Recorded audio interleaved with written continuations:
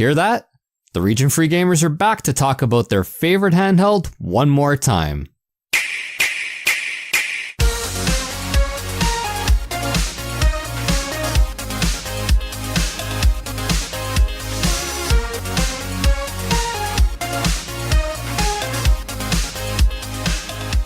Welcome to the Region Free Gamers podcast that is fluent in gaming, and today we will get to the part 2 of our Nintendo Switch special. But before we start talking about the summer games of 2017, let me introduce you like my co-hosts. And first of all, we have Arnie, straight out of Virginia. Hey y'all, still here, still switchless, very confused. Then we have Paul from Canada. Yeah, my name's Paul. I like video games, in particular the Nintendo Switch. Then we have Ozzy from New York. Hey yo. And I'm Maza from Finland, and that's all you need to know. But yeah, before we start talking about the Switch, like we would really appreciate it if you guys, like if you enjoy the podcast, like if you could, go on YouTube and, leave us a rating and please, like, if you see us, posting on Instagram or other like social media platforms, like please, like, comment and subscribe. Cause yeah, I mean, it would mean a lot to us. Yeah, absolutely.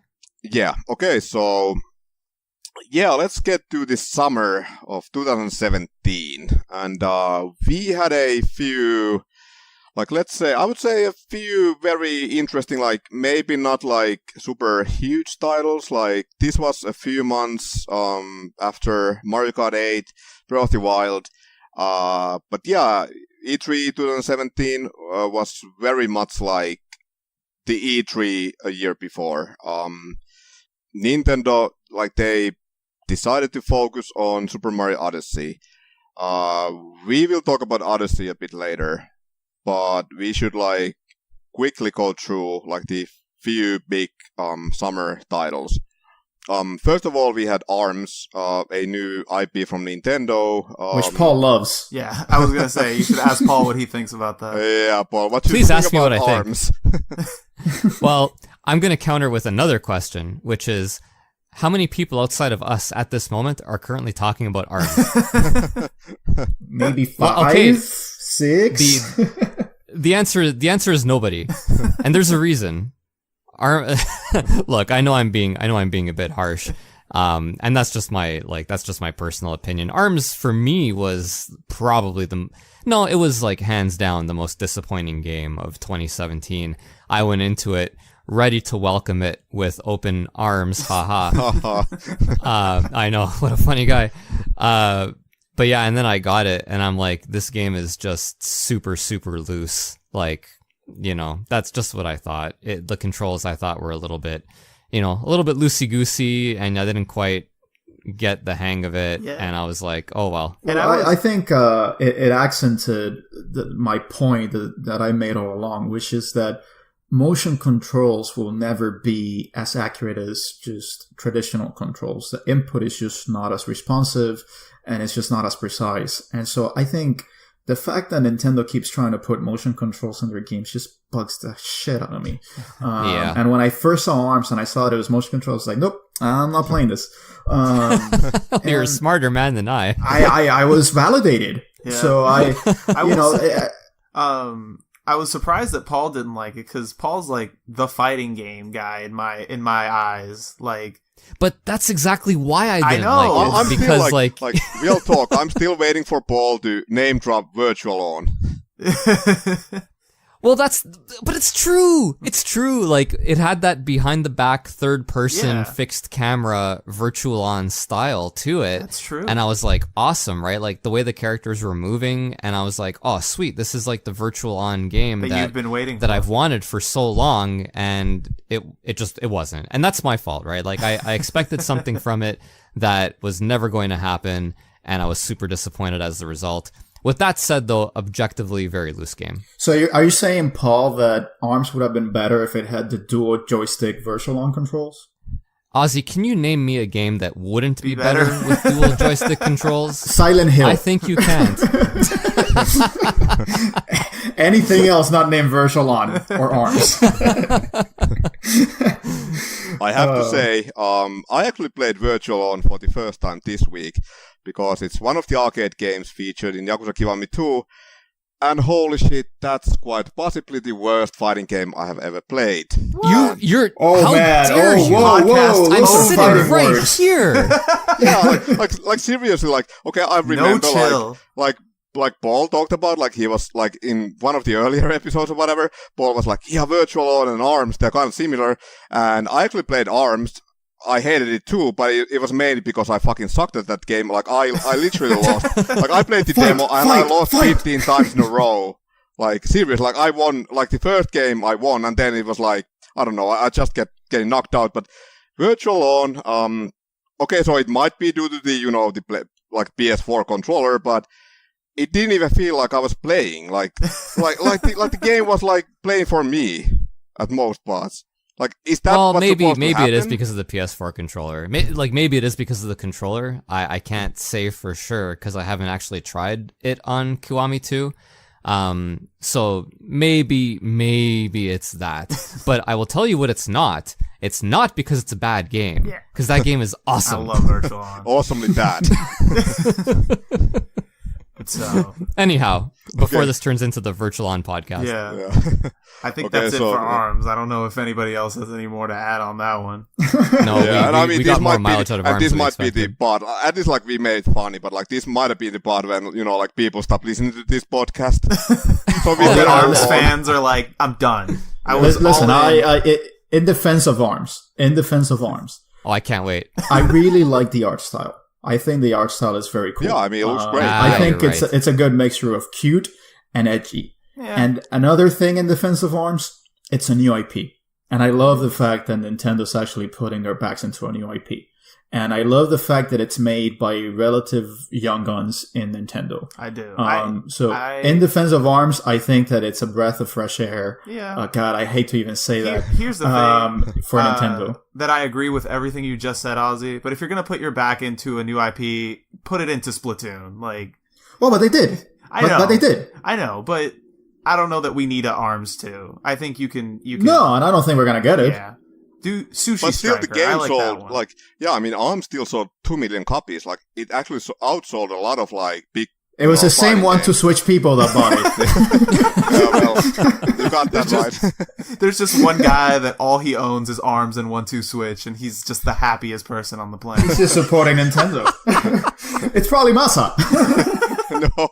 No. I mean, I fell for it once with 1-2 Switch, but, like, I didn't get ARMS, at least.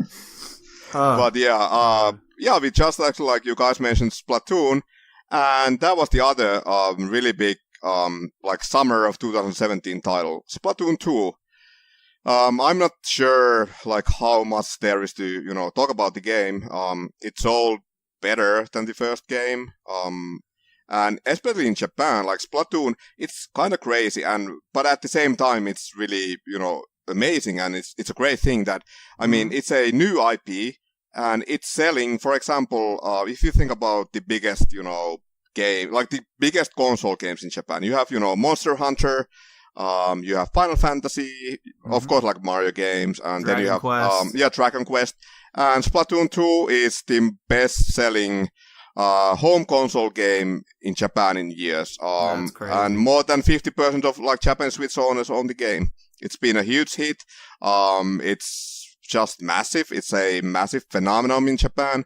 It has sold fairly well outside of Japan too. I think in Japan it's at like 2.6 million. Outside of Japan at 4 million. Oh, wow. So and it's one of the best-selling Switch games so far. Of course, yeah, it's not as big in the West as it is in Japan, but yeah, I mean still. A huge title, and it's great. Like we were talking about, like the new IPs, and yeah, it's beautiful that Nintendo actually like they have a successful new IP. Yeah, I think Splatoon is pretty brilliant. Like the idea behind it, it's an arena shooter that doesn't actually use guns, so you get over the problem that everyone outside of the United States is not as obsessed with guns as we are. And they actually have issues with shooting motherfuckers in the face. So it's a very kid-friendly arena shooter. Yeah. And it has an appealing art style. It has a very vibrant, saturated kind of color theme.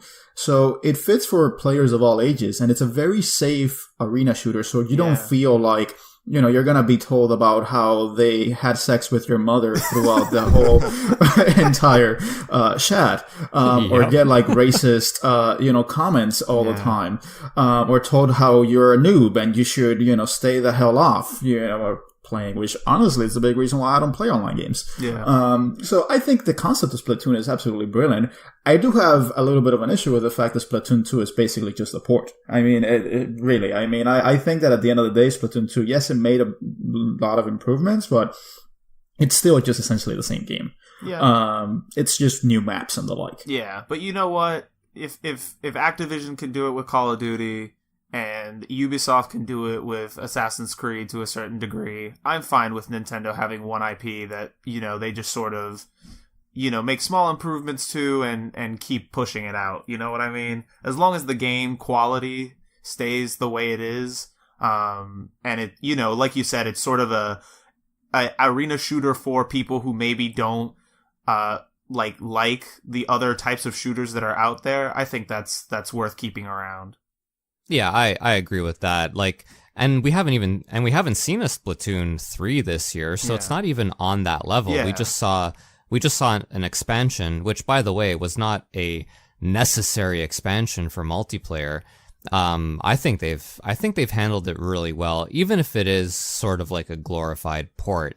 But I mean, the fact is, the game's really good. Like, personally, I love it. It really kind of hits my whole gaming philosophy, which is all action or all, RPG. No, but it's true. Like in Splatoon 2, you are always doing something. Yeah. Always. Like the only time you're not doing anything is in the time between the time you got shot and when you're respawning.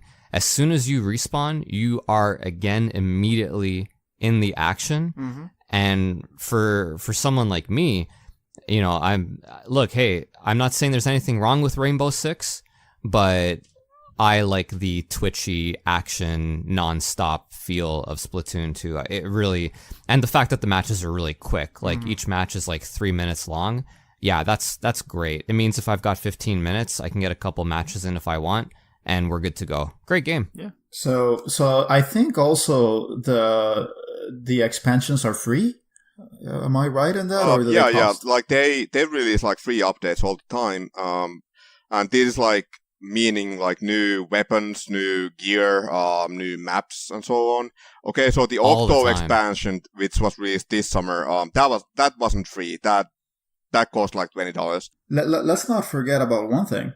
I think it might be the first time that Nintendo does online multiplayer very well. Yeah. Yeah, and absolutely. The fact that they actually succeeded and it was not a failure in terms of server and the like, and that people generally just played with it just fine. I mean, I think now Mario Kart 8 and the like, people play that, but really is Splatoon the one that has like a big mass appeal that millions of players are playing it. Yeah. I think... I mean, at least for me, I think Splatoon sort of showed, even on the Wii U, I think that Nintendo still has that magic, right? Like, they can enter a genre they haven't really explored before and still craft an experience that is, revolutionary and also, like, something that everybody can enjoy. Yep. And then after Splatoon 2, we actually got a very interesting crossover game and something very unexpected. Like, okay, so we know that Nintendo and Ubisoft, like, they have been, the best buddies since forever. And unfortunately, this game leaked early. But yeah, Mario and Rabbids Kingdom Battle. That was something very unexpected, and it actually turned out to be quite a good game. Developed by Ubisoft, features both Mario characters and also characters from Ubisoft's Rabbids franchise. And it's based on like the XCOM strategy games. So it's basically an XCOM game featuring both like Mario and Rabbids characters. It went on to... It's got fairly good reviews. I think it sold fairly well. It's definitely a million seller. Yeah. But yeah, well, Like, let's not forget the fact that it's the first time that Mario uses a gun. yeah, exactly. Yeah. Yeah, so that's the first time he uses a gat. But no, Masa, I think the only reason why I didn't buy Mario and Rabbids Kingdom Battle is because I freaking hate the rabbits. I was gonna say, I they're obnoxious. But look, I love the idea of Nintendo doing an XCOM game and bringing it to like a younger generation because I freaking love XCOM. So it was kind of like the most left field thing Nintendo could ever do. One, it was a partnership with Ubisoft featuring the Rabbids, made by Ubisoft actually, and which was Mario using a gun in an XCOM-like strategy game. I mean, that's just freaking bizarre. yeah. Like, you could not think this up in a board meeting. Yeah. And big props to Ubisoft for taking, I haven't played the game myself, but I've seen gameplay of it. And good on them for taking a concept that I initially thought was like the most abhorrent thing I've ever heard and turning it into a game that looks really fun. Like, I want to play this game eventually when I get a Switch.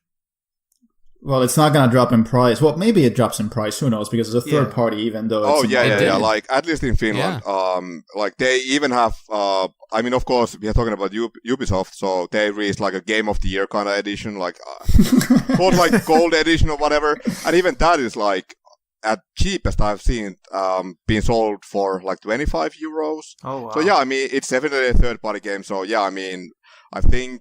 It's gonna be one Mario game that's gonna be cheap. Like, I'm just disappointed we haven't gotten a Rayman DLC because it seems fun for the taking. Yeah. They got like a Donkey Kong expansion or something where you can play Donkey Kong now. Super Mario Odyssey.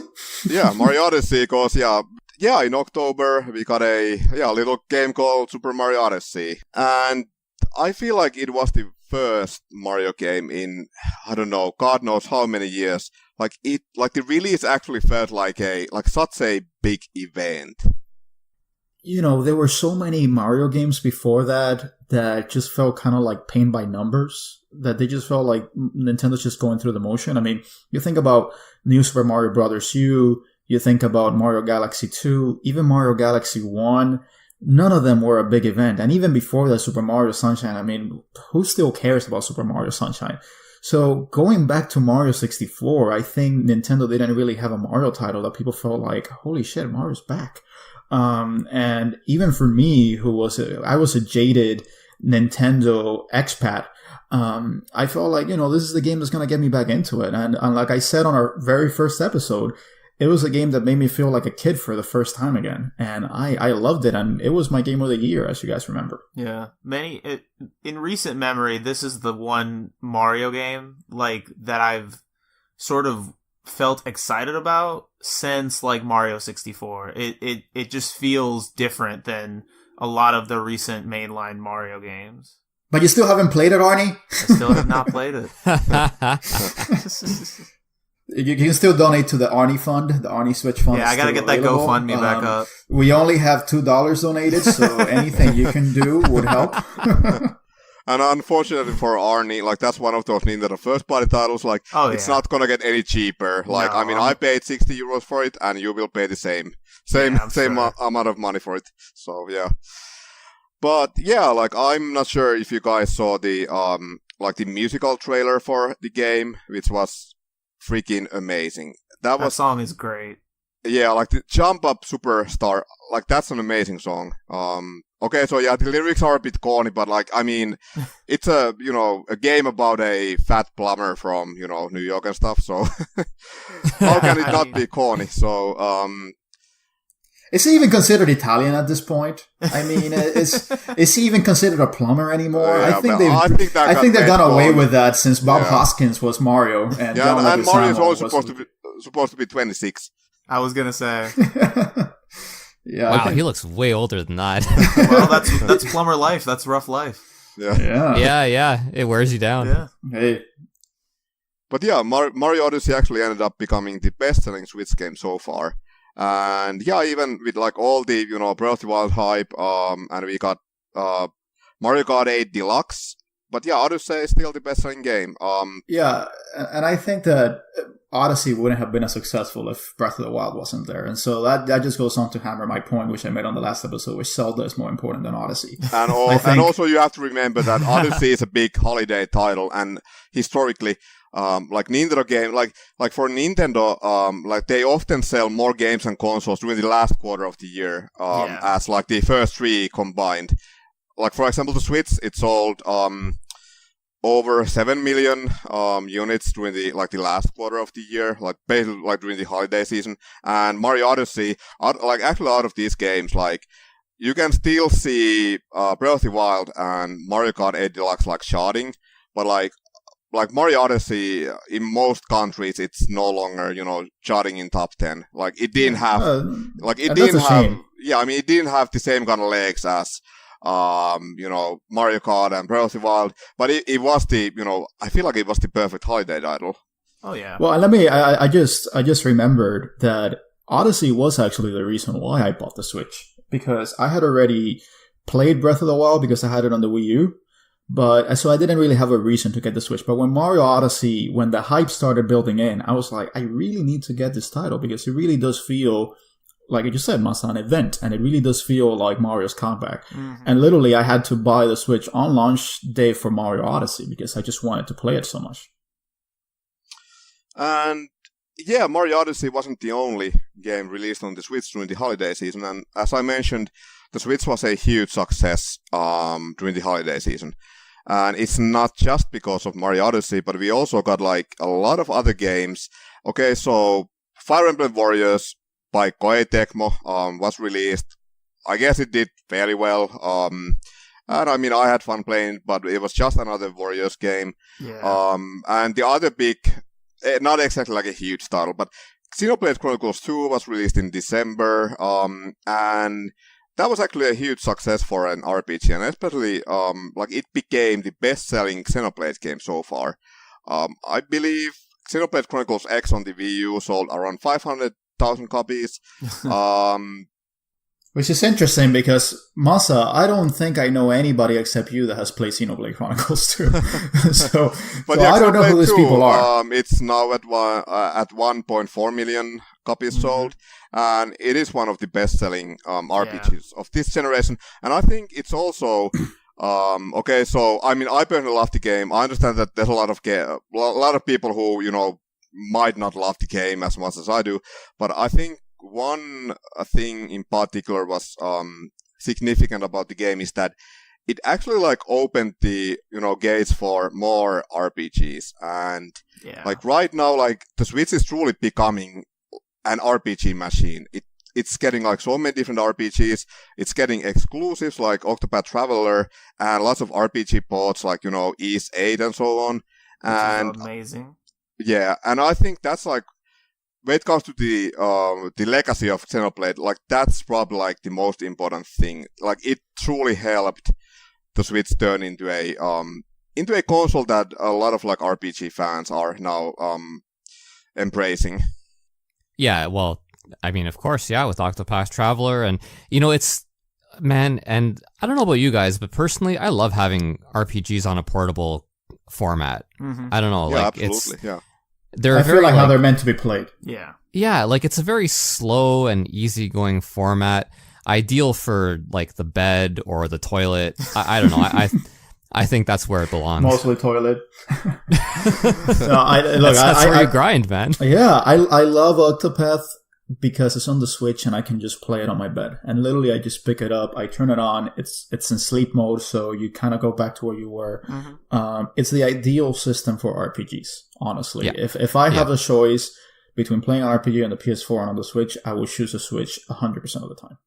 Yes. Yeah, and I think in the future we will get even more RPGs because in Japan, the Switch has been a massive success. If you think about the PS4, it's been, out for, I think, 4, maybe even 5 years at this point. Yeah, I think 5 years. I think it's 2013. Yeah, and it's now at 7 million. The Switch just a couple of weeks ago, or was the week ago, reached 5 million units sold. So yeah, I mean, that should tell you, like, how big of a deal the Switch is in Japan, and a lot of Japanese developers are actually, like, on board with the console now, and they are, trying to put everything, on the Switch. Yeah, as they should, because their PS4 offerings are not going to sell as well, right? Yeah, and we have, we are now seeing it with a lot of third-party games in Japan. Like, the Switch sports or the Switch versions are actually, like, starting to outsell the PS4 games. And I mean, that's a huge thing. And something that, like, these developers can't rely on anymore, because before, a lot of Japanese companies, they actually, like, released the same game on both the PS4 and the Vita, and, like, the combined sales were enough to make the game profitable, but now that the Vita is, basically dead, like, they need more than just the PS4. And, I mean, that's a great thing for the Switch. Yep. And speaking of third parties, we have mainly been talking about like Nintendo's own first party games. But the fall lineup for 2017 had some very big third party titles and some very surprising titles as well. Okay, sure, Skyrim was one of the first games that was actually, I mean, in the trailer, I think it's the second game you see. Yes. Yeah. So we knew that Skyrim was coming, and I mean that was a huge deal that Bethesda, out of all the Western third parties, would be supporting the console. But then they also revealed Doom. Like, how did you guys feel about there was an Nintendo Direct last fall, and they announced both Wolfenstein 2 and Doom. Arnie, how did you feel about that?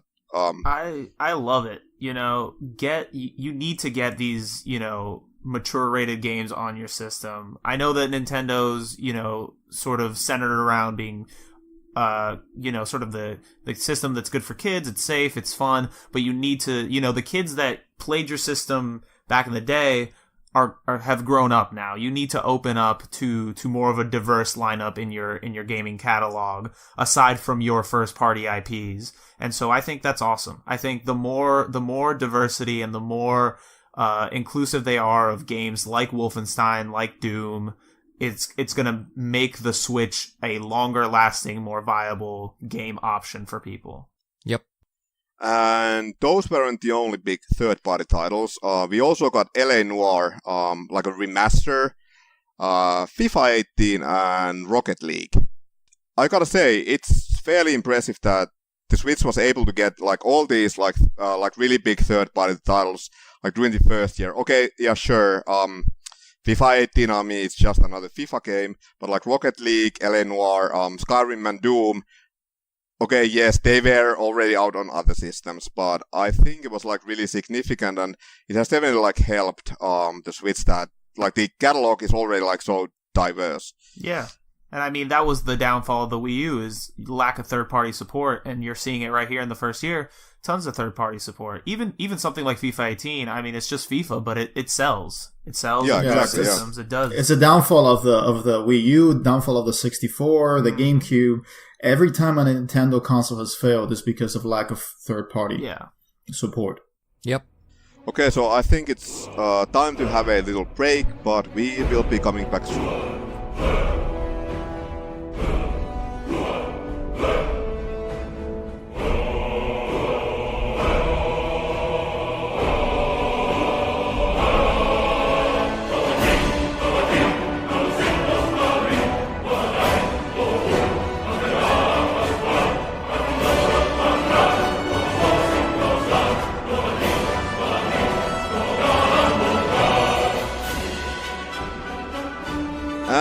We are back, and it's time to talk about the year 2018.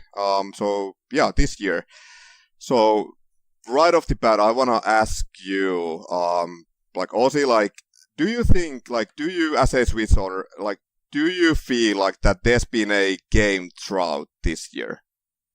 It hasn't felt like one, but in reality, there has. Because I think that 2018 has been the year of the indies for Nintendo.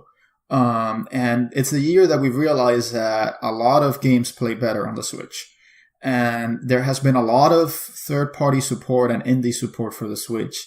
But the reality is that there hasn't really been a killer app for the Switch in 2018. There hasn't been a Mario Odyssey, there hasn't been a Breath of the Wild, and that's fine. I mean, those games are kind of like once in a generation type games, and you kind of need some kind of breathing room until the next year, until maybe 2 years before you have a game like that.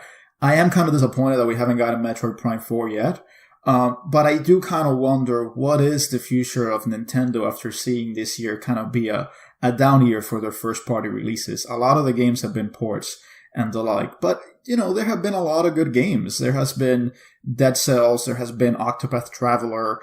All of those are kind of Switch exclusives. Even game like Celeste, those are games that are on other consoles, but I know that most of my friends are just playing it on the Switch. So it doesn't really feel like a drought, even though it probably is. So yes or no? And I mean, we have to keep in mind as well, as far as the first party stuff, we've got Smash Brothers on the horizon, and I think that has the potential to be their Mario Odyssey for this year. Yeah. I mean, we'll see how it plays out. And also Pokemon Let's Go. Yeah. Well, okay, fine. I guess I'll consider that. Anytime anybody says the word Pokemon, I'm like, yeah, I guess that's your eyes glaze over. Yeah.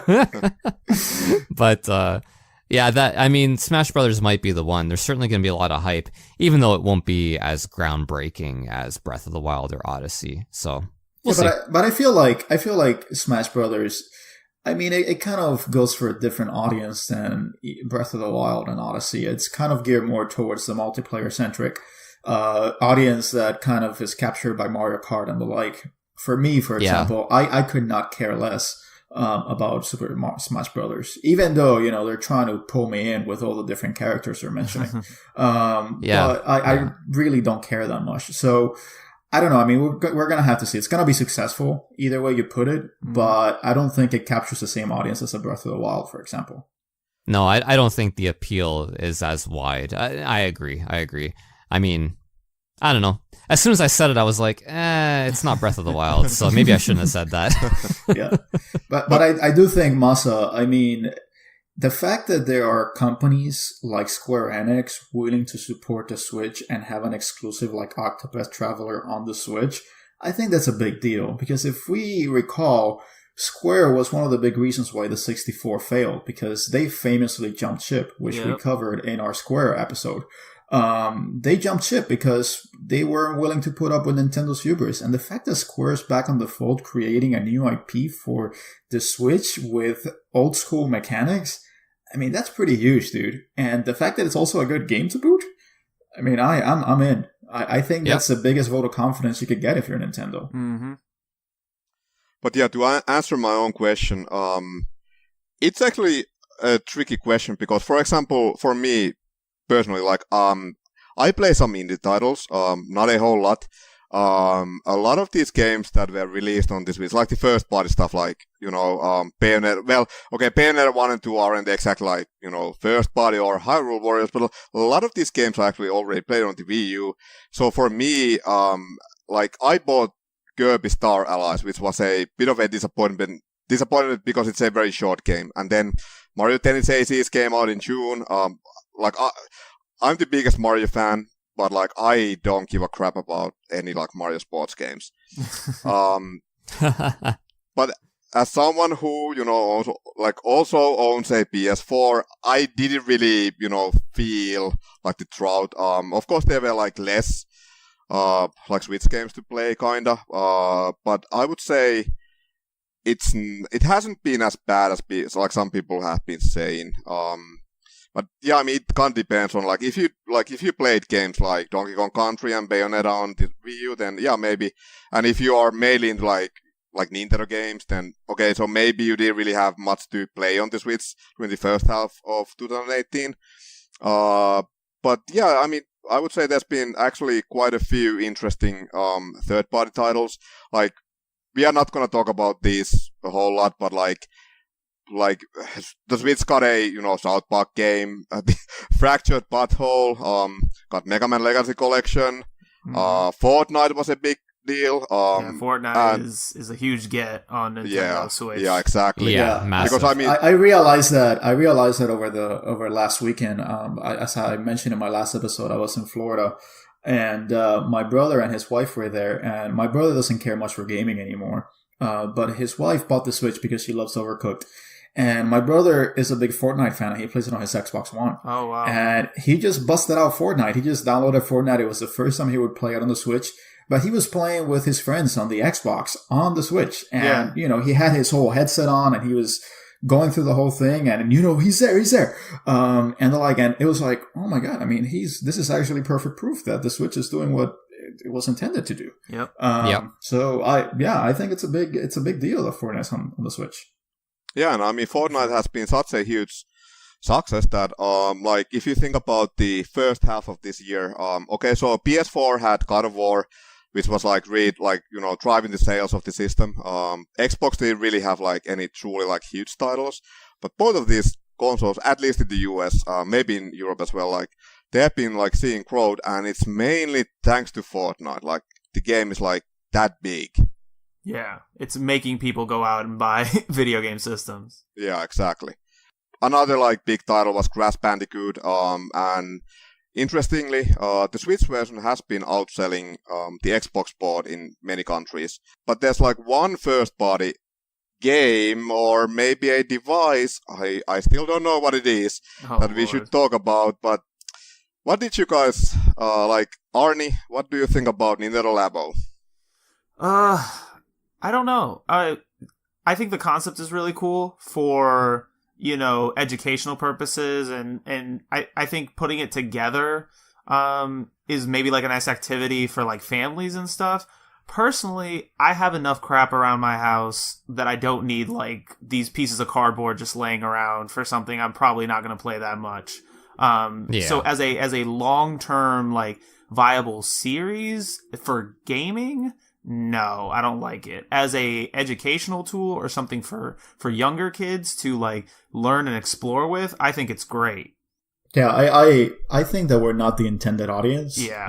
I think Nintendo Labo is really meant for a younger audience, and let's not forget the fact that Nintendo is very much kind of a toy company, and that's what they do. They kind of launch entertainment. The fact that we as 30-year-olds, are still playing it, I mean, that could either speak well about Nintendo or could speak poorly about us.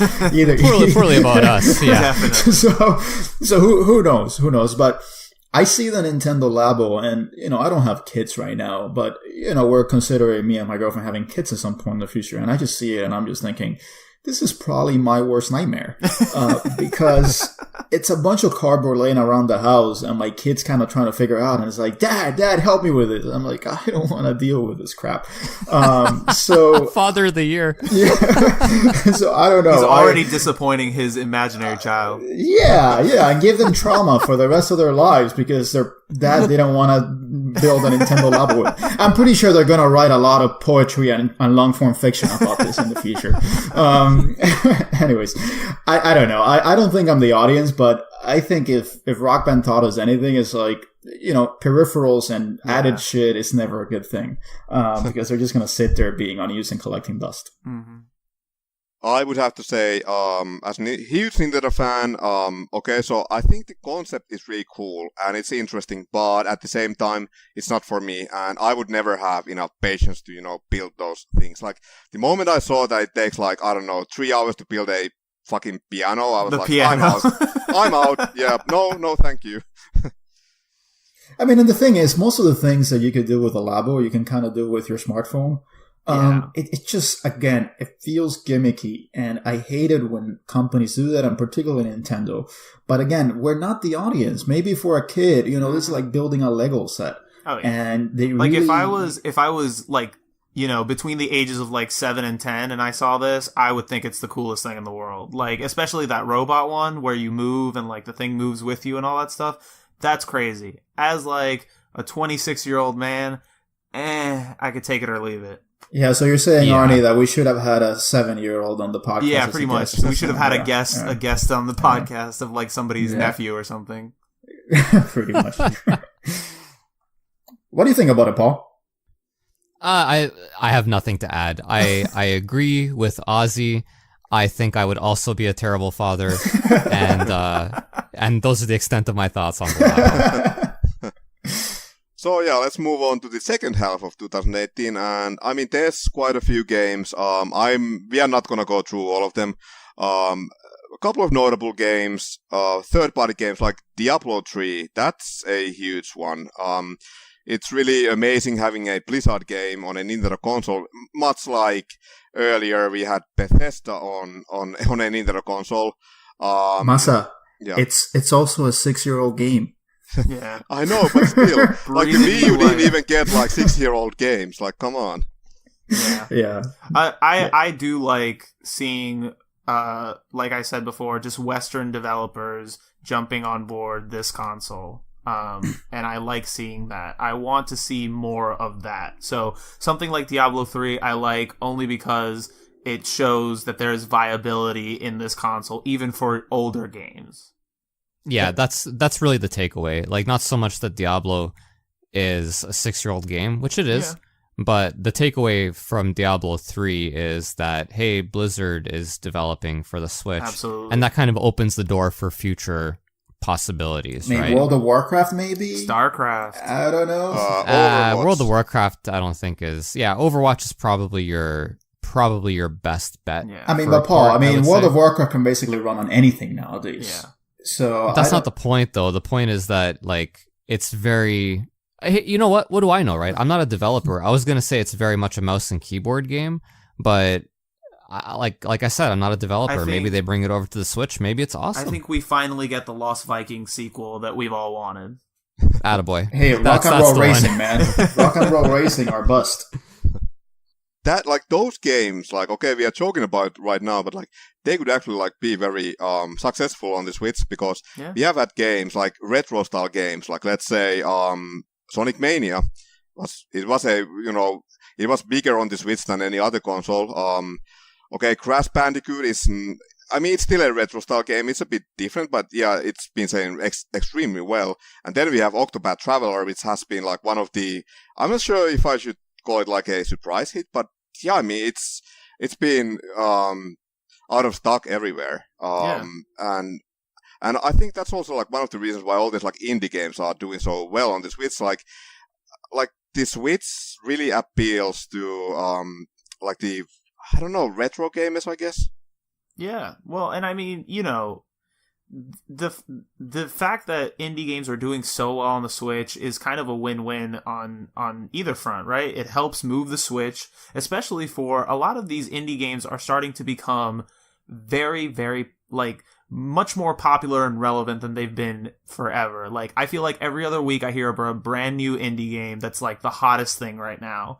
And the fact that the Switch is, like, the go-to place to get these games is going to mean a lot of success for the Switch. And it's also, on the back end of it, going to mean a lot of success for indie developers who have a place where they can easily put their games, and there's a built-in audience for this stuff. Because the Switch has sort of trained people now to, you know, not just focus on what are the physical releases that are coming out, but also look at the eShop. Look at all these cool indie games that are, you know, just as viable of a video game experience as whatever we're putting out on the console itself.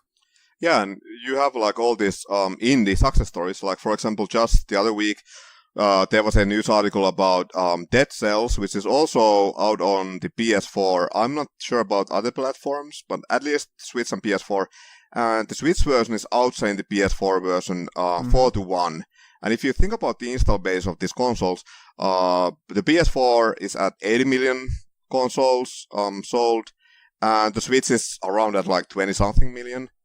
Like, and I mean, I understand that, of course, there's more competition on the PS4, more, you know, big third-party AAA titles.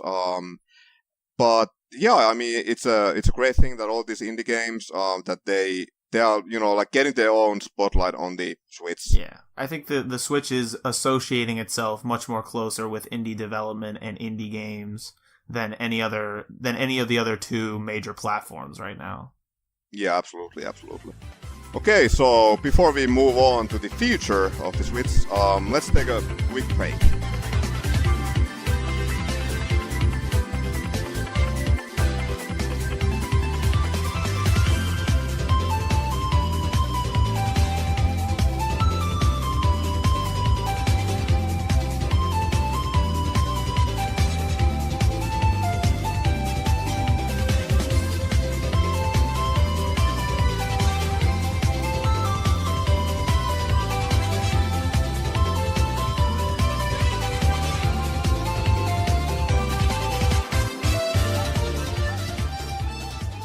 And we are back. So, to wrap up the episode, let's talk about the future of the Switch. I think the first thing that we should probably mention is the Nintendo Online service, which is supposed to launch during the second half of September. And yeah, it's now that we are recording this episode on September 9th, and we still don't have all the details. Like, we still don't know when the service is launching. Okay, so I'm fairly sure there was supposed to be a Nintendo Direct a few days ago.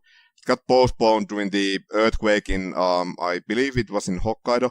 And I think they were gonna, kind of like have the final full Nintendo Online service reveal during the Direct. But yeah, there's a few things that we already know about it. It's gonna be, I think, €20 or $20 a year. It's gonna include cloud saves, which I believe that should be included without like any, you shouldn't have to pay for cloud saving. Yeah. I understand that online services, because I mean Xbox and PlayStation, like Sony and Microsoft are doing the same thing. Like they are actually, like you have to pay for the online services. I understand that. And then you get some free games, and at least so far Nintendo has mentioned that there's going to be 20 NES games at launch, including classics such as, I think, Golf and Balloon Fight and Urban Champion with added online play. Oh, Urban Champion. Oh, man. My childhood dreams of playing Urban Champion on the go. Finally. I know, right? Urban Champion to me is most remembered for that cover where it looks like it's two drunk Irishmen fighting.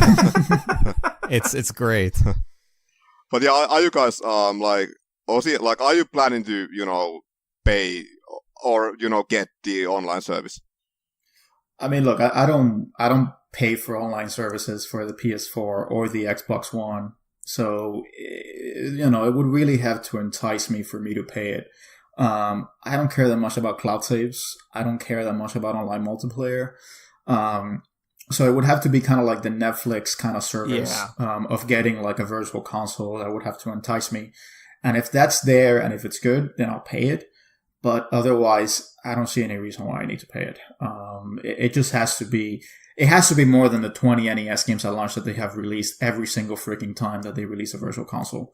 Yes. So I feel like Nintendo does this every single time, and it's like, why are you starting over from scratch? Why don't you just start from what you already had and then build it from there?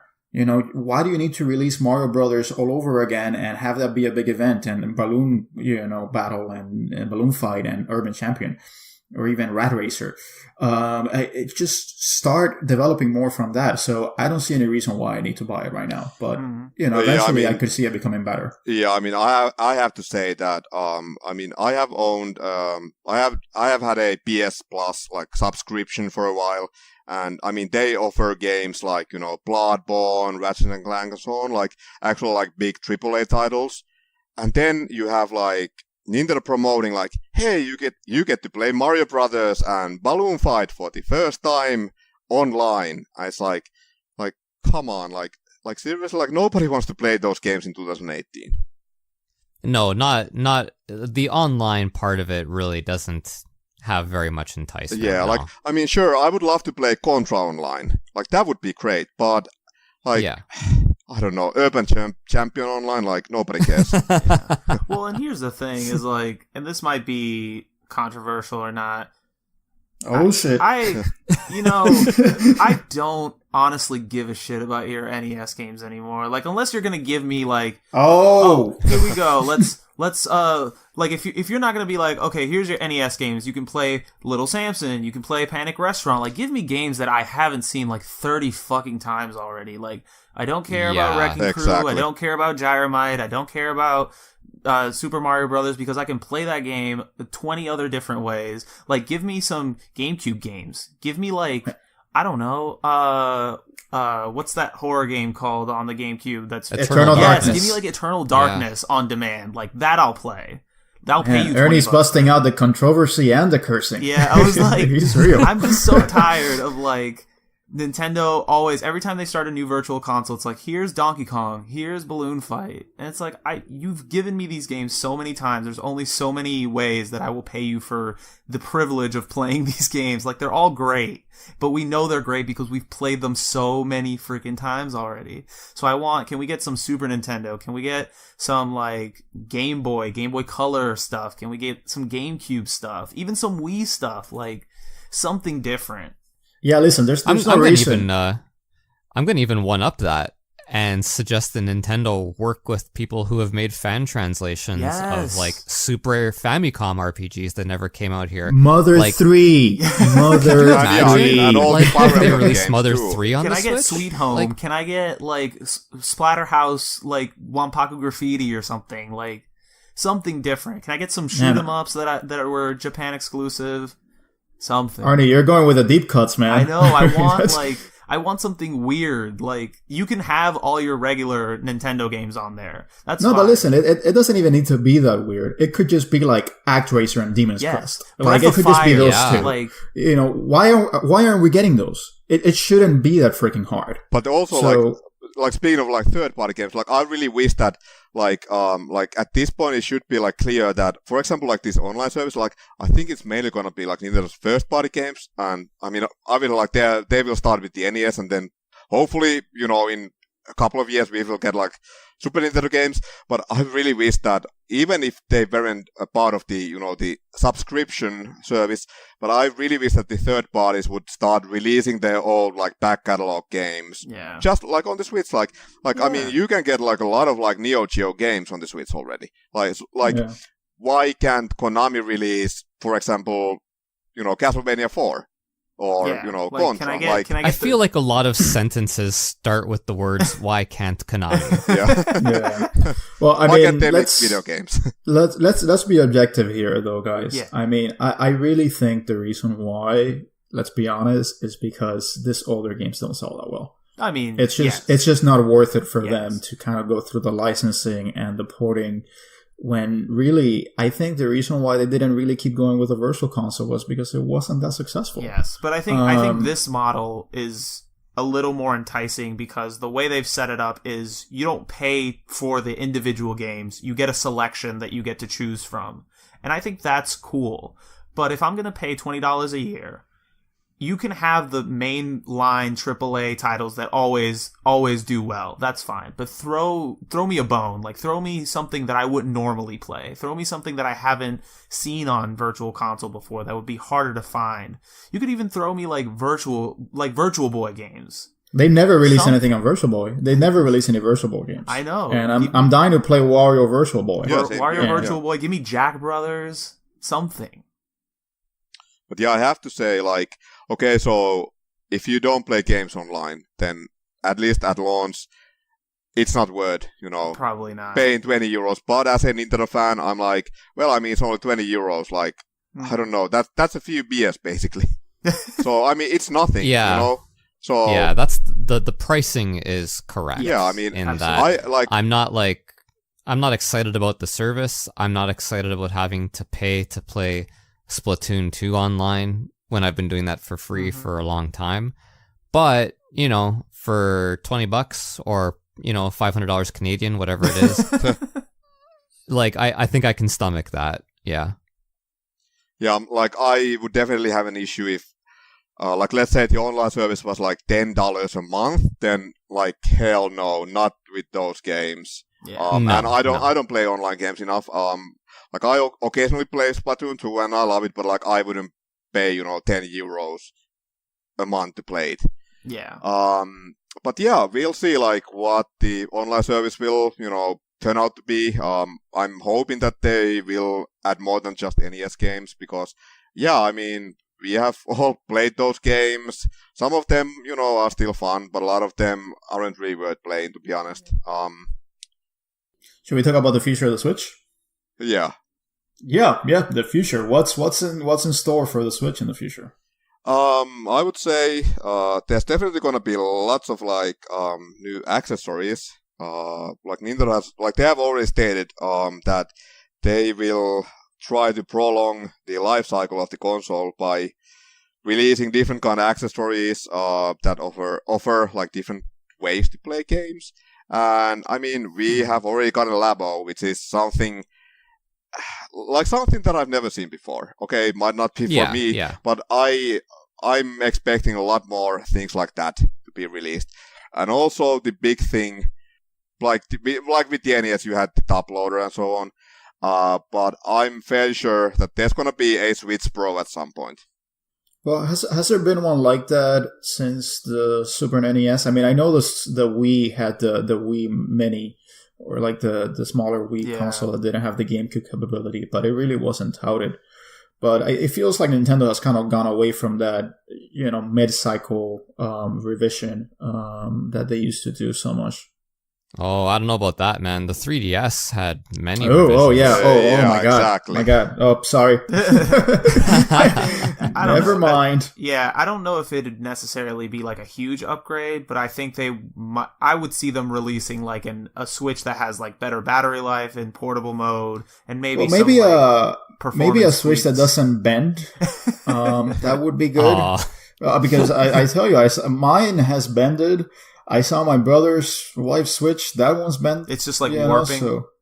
It morphs. Like the dock or the actual console? The actual console.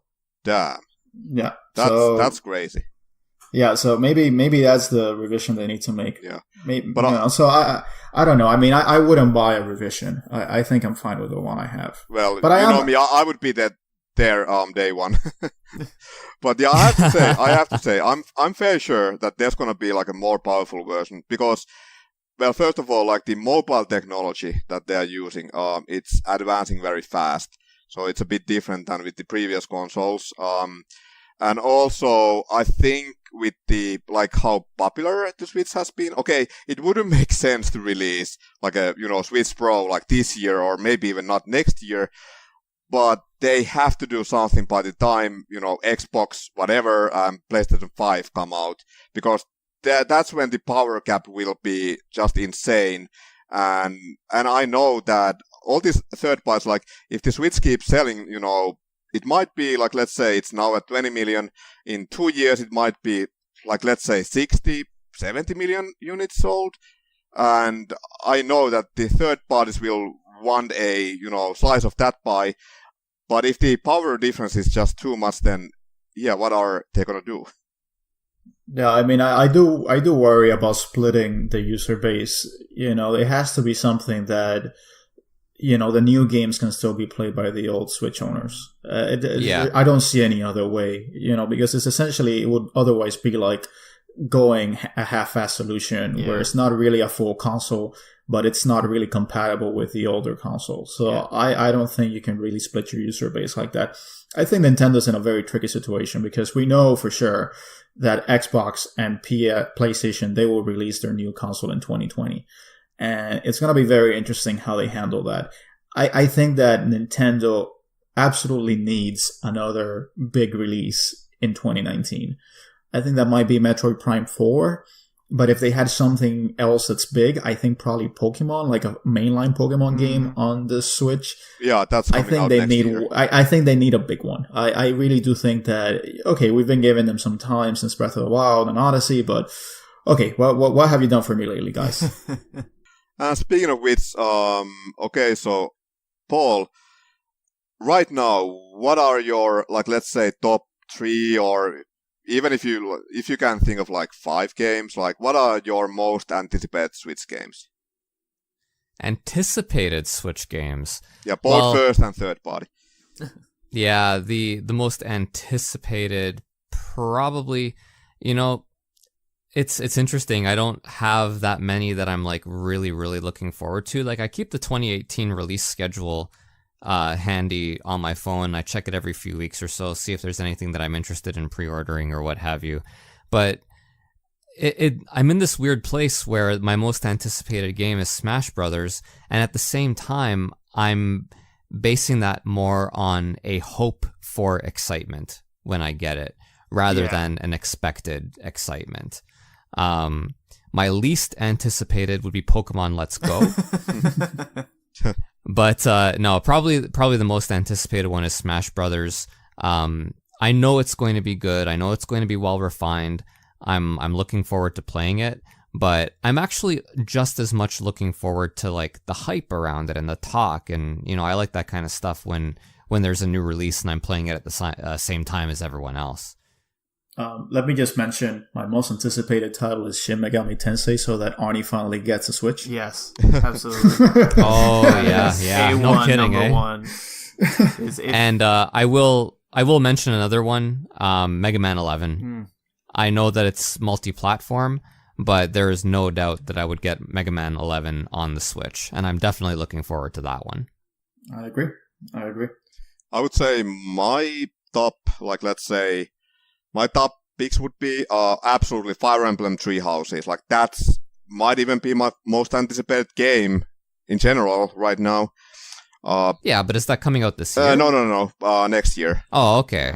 Because you said this year. Sorry, I didn't want you to think that I wasn't excited for Fire Emblem. If Fire Emblem was a 2018 release, I would have kicked Smash Brothers to the curb and said, yeah, Fire Emblem. But yeah, let's include like games beyond like 2018. But I mean, there's not a whole lot of games that have been like announced. I mean, we have Metroid Prime 4, Bayonetta 3, Yoshi's whatever, and and Fire Emblem. Like those are basically Yoshi's whatever. Yeah. Another classic. I think even Nintendo fell asleep when they were announcing Yoshi. It's like, oh, we're announcing you. They just forgot about it. Yeah, no. I misunderstood. Yeah, okay. In that case, Fire Emblem is my most anticipated. There's very little doubt about that. But Masa, let me ask you a question in return. If you had to recommend someone that's been under a rock for the last 3 years and they don't have a Switch and they're like, man, I really want to get my gaming on, and I like that company they used to call Nintendo, what games would you recommend them? What are the 5 games you would recommend? Okay, 5 games. Okay, do we like? Is this person like someone who didn't own a Wii U? No, because they were under a rock. Okay.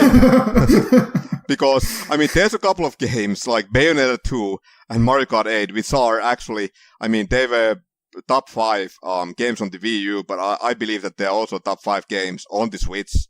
So I'm always a bit like when people ask me, to recommend games, I'm like, well, yeah, those two. And it's usually like a safe bet because, like, I mean, nobody owned a Wii U anyway, so they are basically like brand new games. But yeah, Breath of the Wild, Mario Odyssey, well, yeah, let's say Bayonetta 2, Mario Kart, and then toss-up between, because I wanna include an RPG, and then it's just a toss-up between Octopath Traveler and Xenoblade 2, like one of those, like whatever, strikes your fancy. So yeah, that's my top 5. How about you, Paul? You know what? Arms. It's okay. No, Definitely not. No, not Arms. Arms 1-2 Switch, Nintendo Labo. Hey, who's he asking here? What's going on? No, I like, the thing is, when you're recommending to someone, you want to have a variety, right? Yeah.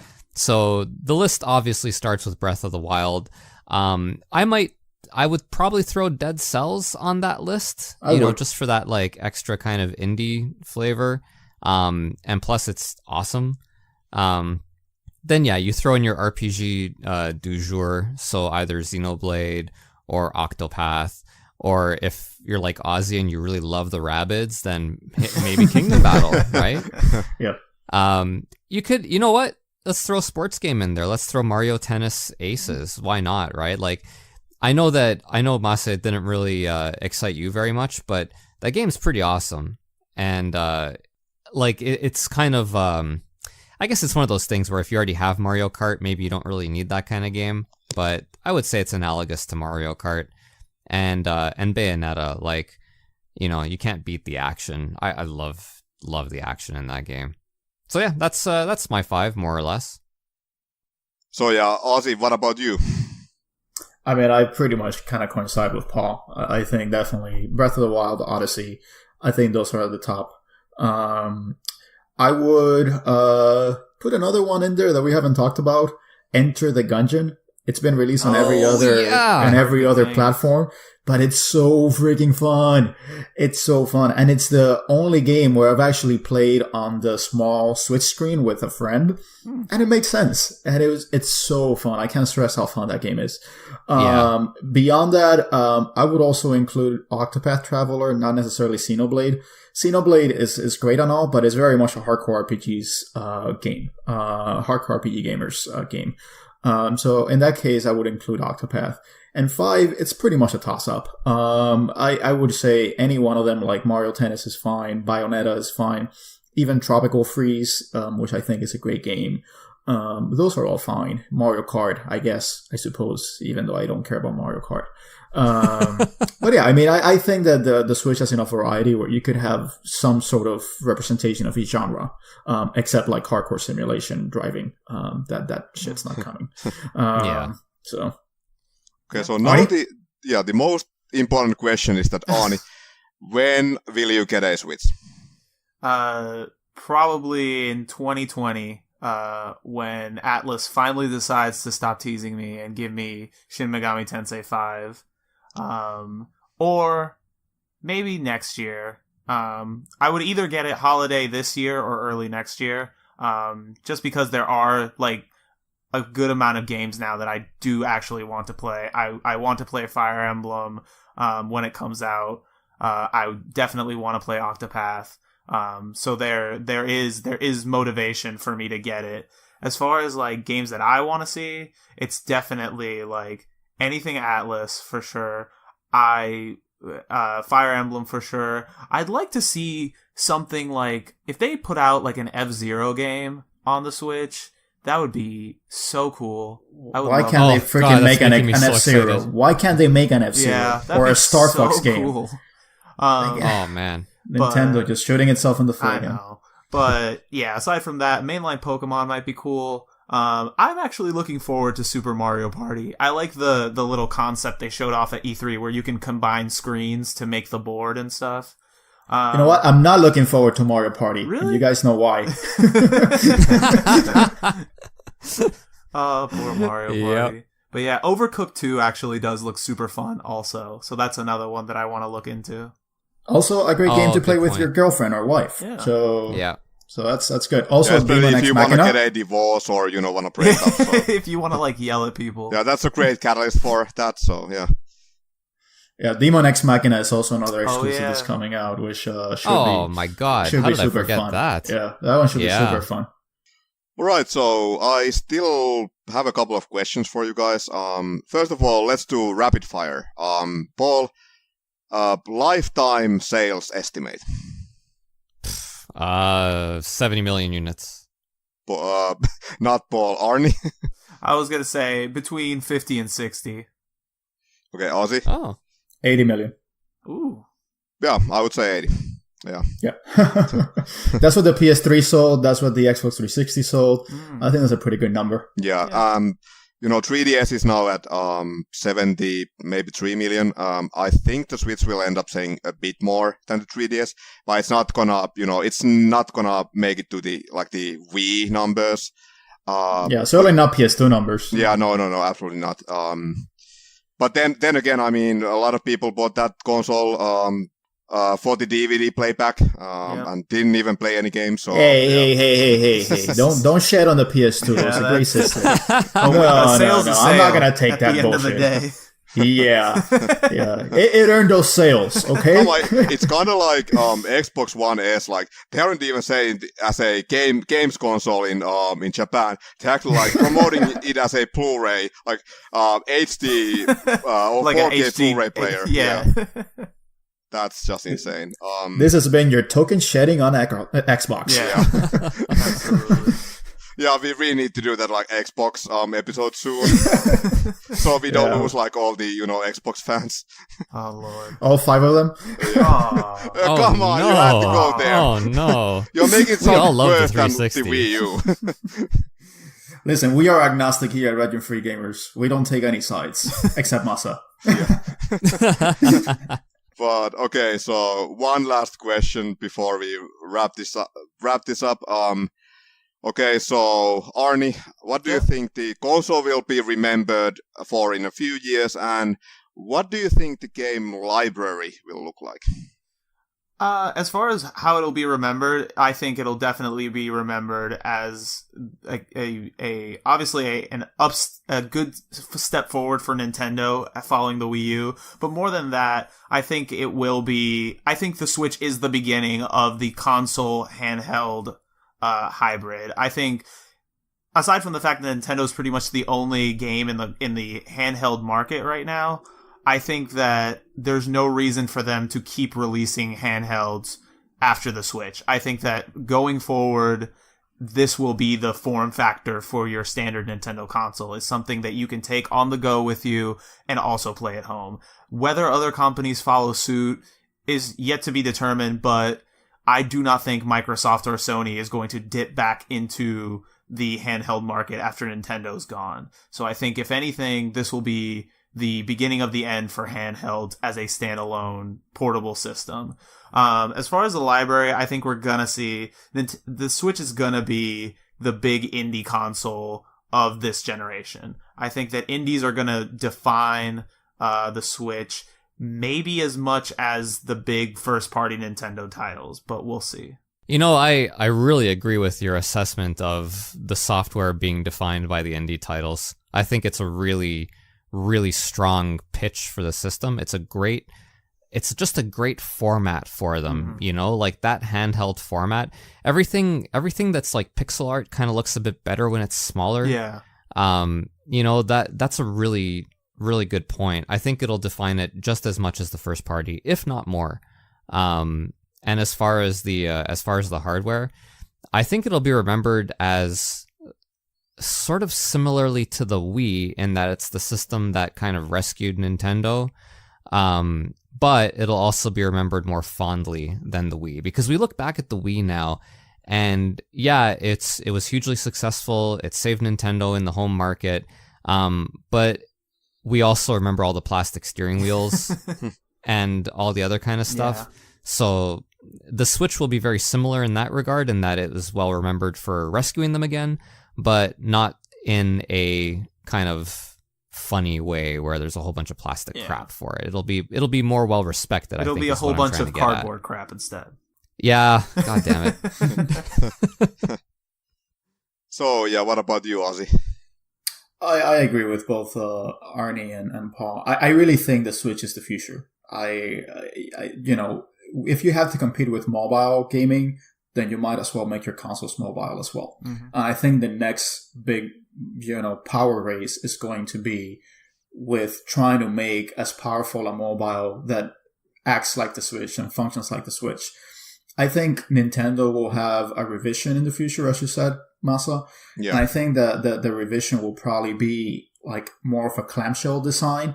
So the way is that it closes up when it's in the dock, and then you can open it up, and the shell itself functions, the cover itself functions as kind of a kickstand would. So I think that's probably the next big revision. Because one of the things that bugs me about the Switch is the fact that it doesn't have any protection for the screen when you take it out with you. So I think that the clamshell design, you know, that Nintendo has used since the SP days is kind of brilliant. So I think they're going to have some sort of implementation of that in the future. But I do think the Switch is the way of the future. Yeah, I think, like, when it's all said and done, I think the Switch will be remembered as, like, one of the better Nintendo consoles. And I agree with, like, all the comments about the console itself. When it comes to the games library, I would say it's probably going to be a mix. If you think about the modern consoles, I would say it's going to be a mix of the Wii U, meaning that it's going to have, like, all the, you know, first party, like, Nintendo home console games. Yeah. But at the same time, it's also going to have all those handheld games, like, you know, Animal Crossing, Fire Emblem, Pokemon, and so on. So it's going to combine, like, both of those audiences. But then at the same time, okay, so the Switch will surely get a bunch of, like, you know, even, like, big third-party titles, but it's never going to be like a PS4 in that regard. Yeah. But I think the last part would be, like, the PlayStation Vita, it's already happening. Like the Switch is getting a lot of like all those like Japanese like let's say like mid or like those budget titles, lots of like visual novels. It even got like fucking Galgun 2 out of all the games. And I mean, like I think, because Japanese people, like, I mean, they love portable gaming. So I think the Switch will like swallow the entire like the Vita audience. And it's just gonna get a hold of like really weird Japanese games. Well, Masa, and Nintendo being Nintendo, watch that their next console is going to be completely different. Yeah, most likely, yeah. but I think if you compare the Switch and the Wii, like, I feel like when, you guys said that, okay, so the Wii saved Nintendo, but I feel like that was only like, I don't know, I think they got lucky with the Wii. And it wasn't, it wasn't something that was gonna, like, the success wasn't something that was, gonna carry over. But I feel like with Switch, they finally, like, nailed it, and as you said, like, I think from this point on, like, every Nintendo console, they will just keep putting out like these hybrid consoles. Yep, absolutely, man. That's the way to go. It's like Ozzy said, I think that's just the way of the future, really. Yeah, and that's it, I guess. Like, do you guys have anything else? It only took 2 episodes. Nintendo is dead. Yeah, Nintendo Doom. But yeah, like, time to wrap it up. But before we go, please leave us a comment and a rating on iTunes. Please, leave us a comment on YouTube or whatever, platform you are listening to our podcast on. And also, you can find us on Twitter and Instagram. It's Region Free Gamers. But yeah, Ozzy, like, where can we find you? You can find me at Shadow of the Collector on Instagram. That's Shadow the Collector with periods in between. Periods as in dot. God, I don't even know how to better explain that. It was the same thing with the previous episode. Like, come on. Like just go and, change your, Instagram handle already. It's hard because people know you already with that name. So I'm not like Paul that can get rid of Paul his name like so easily. To me. Yeah. Okay, so Paul, what about you? On Instagram, Paul's_game room. And Arnie? On Instagram, mostly at Region Free Gamers, but also at Welcome to the Game. It's welcome, the number 2, the game. And yeah, just leave us a review, tell your friends, tell your family, tell that kid you hate at school if you think that we suck. Just tell everybody. How's that going to help us? I don't know. Maybe that kid will listen to us and he'll love it. You have seen depressed Arnie. You can find me on Instagram, and my handle is MasaCharvinen09. So yeah, and you can also find us on Instagram at Region Free Gamers. Yes. So yeah. Yeah. Okay. So that's all, folks. See you next time.